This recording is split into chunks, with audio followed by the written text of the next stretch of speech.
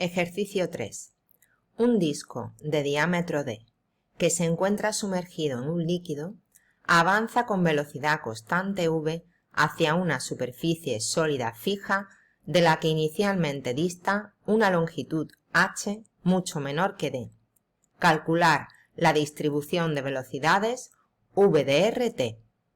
Que h sea mucho menor que d implica que el movimiento es casi unidireccional y por tanto la velocidad solo depende de la coordenada radial y de t en coordenadas cilíndricas.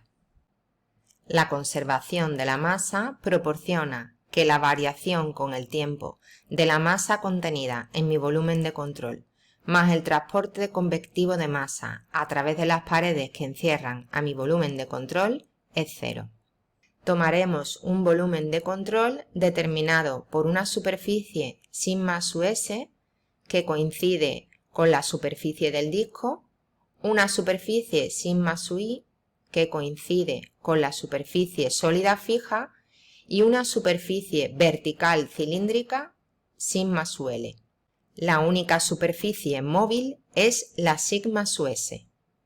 Como estamos trabajando con un líquido, podemos quitar la densidad, con lo que el primer término queda la variación con el tiempo del volumen de mi volumen de control, es decir, la variación con el tiempo del volumen de un cilindro de base πr al cuadrado y altura h de t. H de t es una variable auxiliar que introduzco yo. Esto es igual a πr al cuadrado derivada de h con respecto del tiempo, y la derivada de h con respecto del tiempo no es otra cosa que menos v, un dato del problema.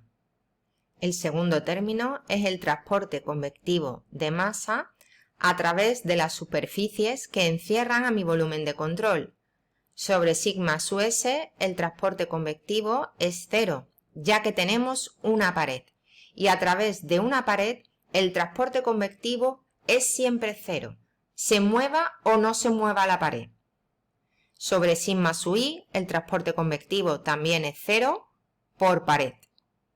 Sobre la sigma lateral, el vector normal exterior a mi volumen de control en cilíndricas es el vector E sub r. La velocidad del fluido en coordenadas cilíndricas es v de rt E sub r.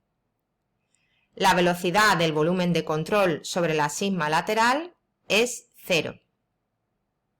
V menos v sub c escalarmente por n resulta v de rt. Habrá que multiplicar por la superficie de sigma sub l, que es 2πr por h de t.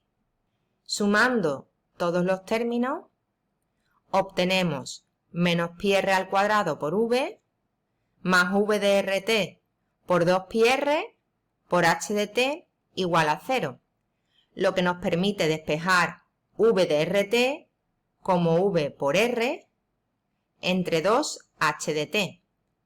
Recordad que h de t es una variable auxiliar que introduje yo y por tanto el problema no está terminado aquí. La derivada de h con respecto del tiempo es menos v. Si integro entre t igual a 0 y t, obtengo que h de t es igual a h menos v por t. Introduciendo esta expresión en la expresión anterior, sí que tengo el problema terminado.